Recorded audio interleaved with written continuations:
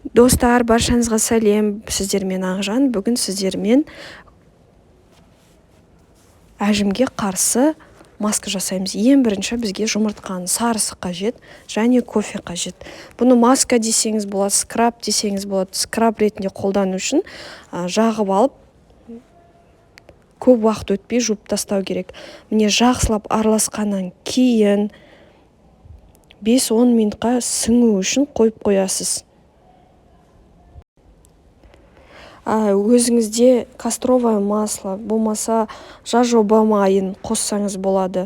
Мен жажоба майын да кастровое масло қоспадым. Осылай қолдансаңыз да болады. Болмаса өзіңізге ұнайтын персиковое масло, эфирный масло қоссаңыз болады.